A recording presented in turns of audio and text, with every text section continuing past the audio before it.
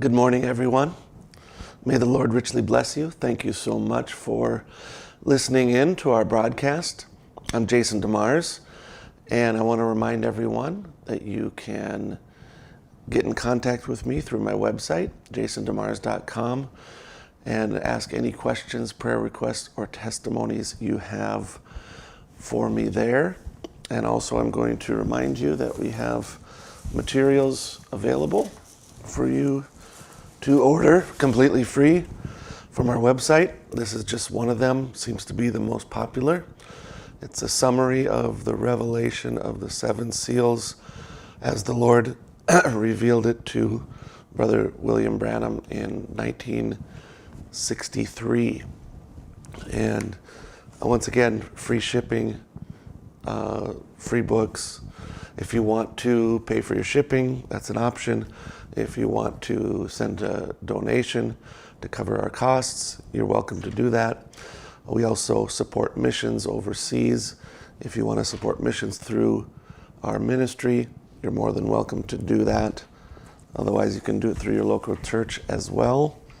Encourage everyone to be involved in supporting missions, even during our time now where international travel is largely shut down, or missions work is next to impossible in countries that aren't shut down because large meetings are forbidden. So with that said, we're going to continue in our topic about marriage and family, and we're going to start looking at marriage now.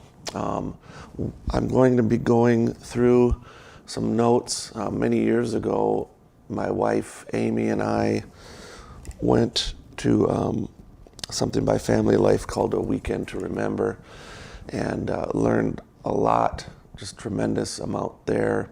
And I'm going to take some of those notes that I have and go through the materials that they cover there. I believe it's a real blessing, real blessing for marriage. So some of it's going to be basic, some of it will apply to mature marriages, and some of it will apply to brand new marriages. Some of it will even apply to those who are preparing to get married. So I believe this will be a important one, and it'll be covered over several sessions. So with that said, let's get right into it. There are threats to oneness. God's purpose for marriage is oneness. That's what Scripture says. He says, "For this cause shall a man leave his father and mother, and shall cleave unto his wife, and the two shall be one flesh." So God's purpose is for oneness between a man and a woman in the covenant of marriage.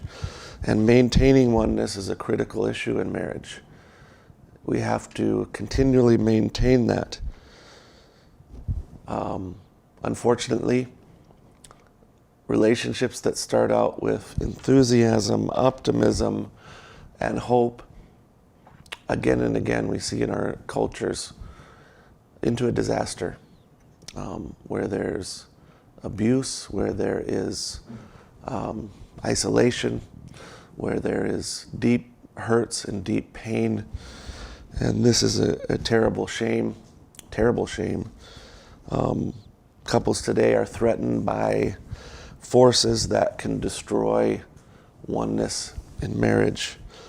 So let's start going through the first threat. Difficult adjustments threaten our oneness. There's little in our culture today that encourages two people to make the difficult adjustments required to achieve marital oneness. Society has changed. It's continually changing, and what is put forward as normal, even the norms of how things work in society, have changed based on how our food is delivered to us, based on where we get our supplies and materials. Much of our time historically was spent getting food. We weren't out working amongst a big group of people. We were on a farm, on a little piece of land.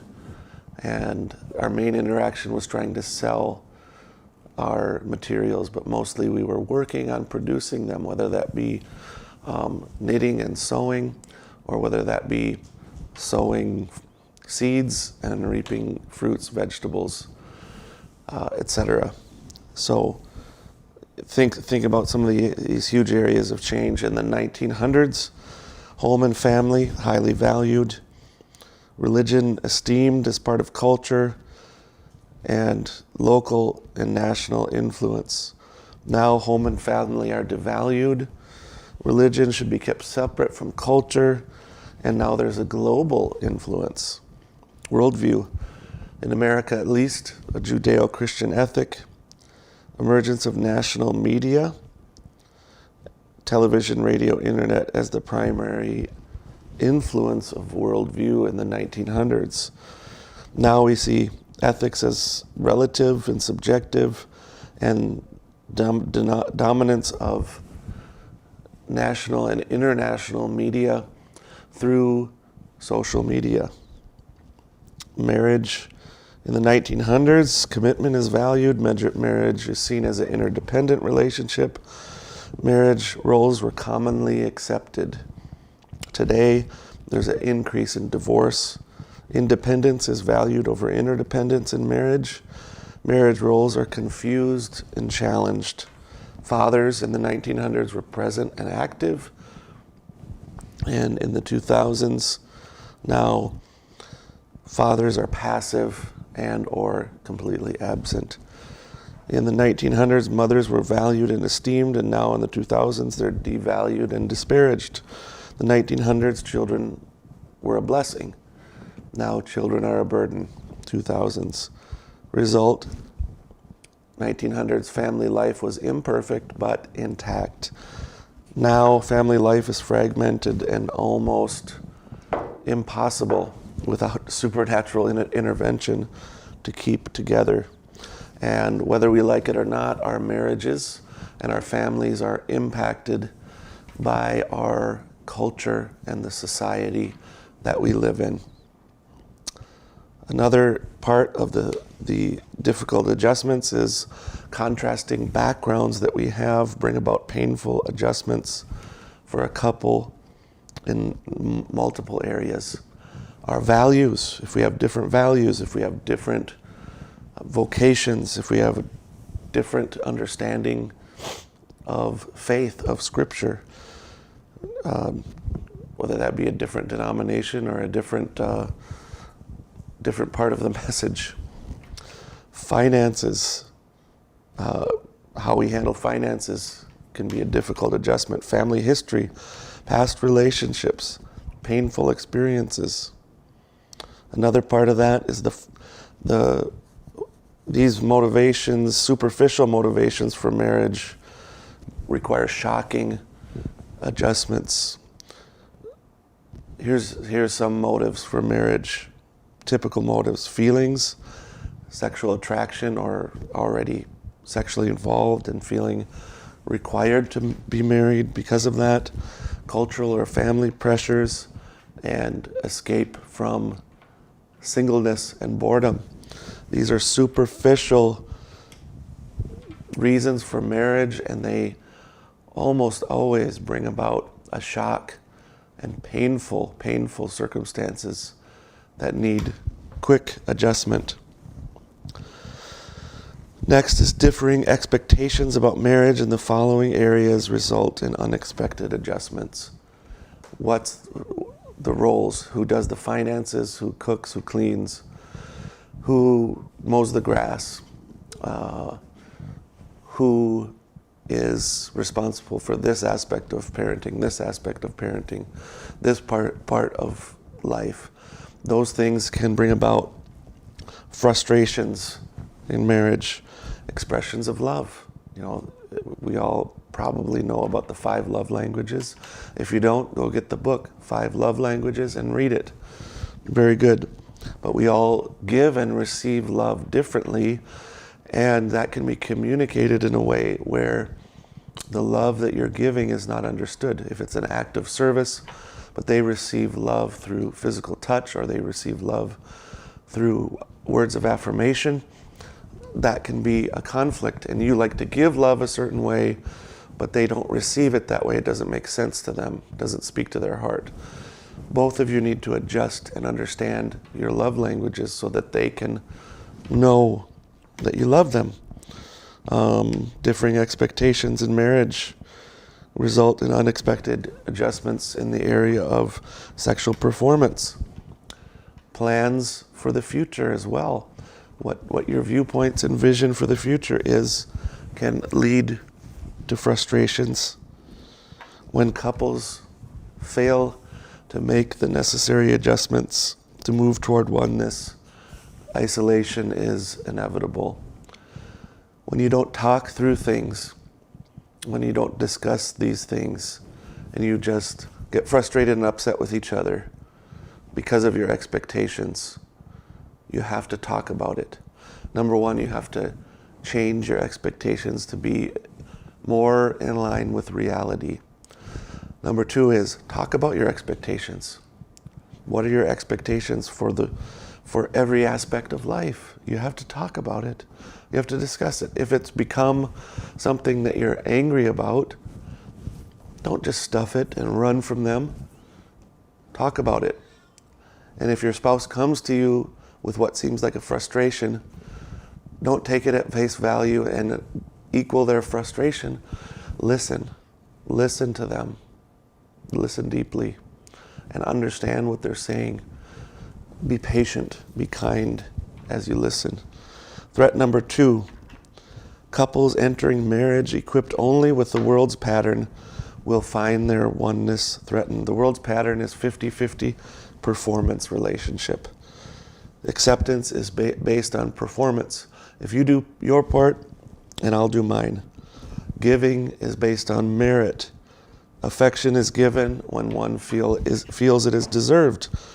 Motivation for action is based on how one feels. All these things are destructive. It isn't a 50-50 thing. You give 100% because you answer to God regardless of what your mate does. You give because you love.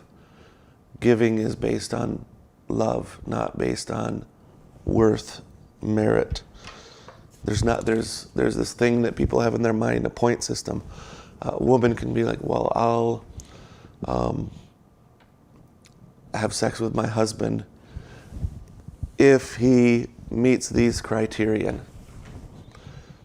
Husband, you also can't expect her as a woman to be ready to have sex with you if you haven't talked with her, connected with her, spoken with her. She is not a microwave when it comes to that. She's a crock pot. Give her time to warm up. You're a microwave. She's a crock pot. As a microwave, fine. But understand, there is a way to heat the crock pot up. And it's not through forcing her to be a microwave. All right. Motivation for action is based on how you feel. It shouldn't be based on that. Love in the Bible is an act of the will out of obedience to God.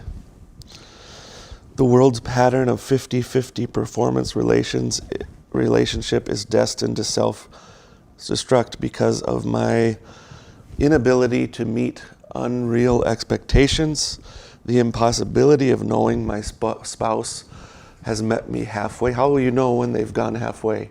Have you gone halfway? Have they gone halfway? It's impossible to understand. And the next part is that we focus on the weaknesses of our spouse. That's our tendency. We focus on their weaknesses. And when we focus on their weaknesses, they never can meet the high expectations that we have. My disappointment in my spouse paralyzes my own performance because they're not meeting my expectations. I'm not going to try. And that turns into the desire to get revenge. Result number 2, to threat number 2, the logical result of the world's pattern for marriage is isolation. Threat number 3, the failure to anticipate selfishness in marriage threatens oneness. We, even as believers, as born-again believers, we have a tendency towards selfishness. Our culture promotes selfishness. That's what advertisements are all about. You deserve this. You need this. This is what you must get out of a relationship. This is what you must receive. Otherwise, it's not fair. Because we marry with stars in our eyes, we can't see this reality. We have butterflies in our stomach, and we're so excited to live together with our spouse and to enjoy life together and enjoy the marriage bed together that we blank out to any problems they might have before marriage. Then after marriage, we find, oh boy, this is a flawed person. This is a person that has selfishness in them. During dating, there's very little daily responsibility and pressure. Early in the relationship, appreciation and approval are freely given, and there's little to no expectations other than fun and enjoyment. So this selfishness will rob the relationship of its romance. Our selfish nature focuses on and becomes critical of our spouse's weaknesses or failure to meet our expectations. And this leads to disappointment, disapproval of our spouse. Then that leads to feelings of rejection, discouragement, anger, bitterness, and this lowers our performance as a husband or a wife even further. And then our selfish nature seeks to justify what we've done. Because we've been because we're rejecting our spouse, we justify ourselves because they haven't been doing what they're supposed to do. So I'm just going to isolate myself. Completely unscriptural behavior. Again, the devastating result of this threat is isolation. Threat number 4, a failure to work through inevitable difficulties and trials threatens oneness. Life wouldn't be so hard if we didn't expect it to be so easy. There's 2 failures in our response to trials. Failure to anticipate the certainty of difficulties and problems, and there's also a failure to respond properly to difficulties and problems. Difficulties do not mean something is wrong with your marriage.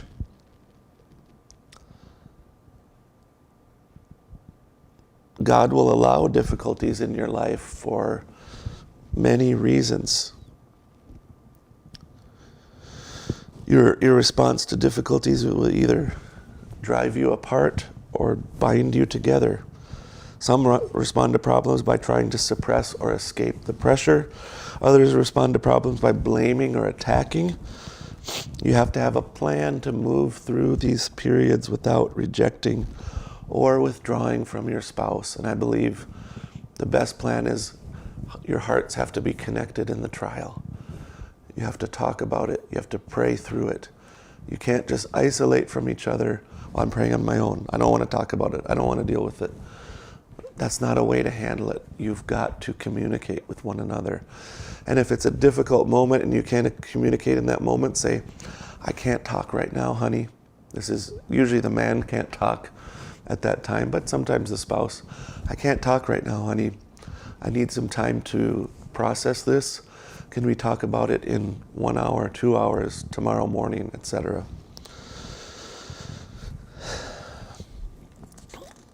A failure to grasp God's perspective together on these problems will result in isolation. Threat number 5, extramarital affairs threaten oneness. An extramarital affair is an escape from reality and a search for fulfillment outside the marriage. Extramarital affairs can take lots of different forms. Activities affair, ministry affair, materialism affair, emotional affair with someone from the opposite sex, career affair, I'm too busy, family affair, pour everything into the kids and extended family, but nothing into the spouse. and then a love or sexual affair. We're deceived into believing that we deserve complete fulfillment and perfect happiness. So if our marriage doesn't meet that, then we must seek it somewhere else. This is the way society programs people. It's an absolute shame, and it's completely unscriptural.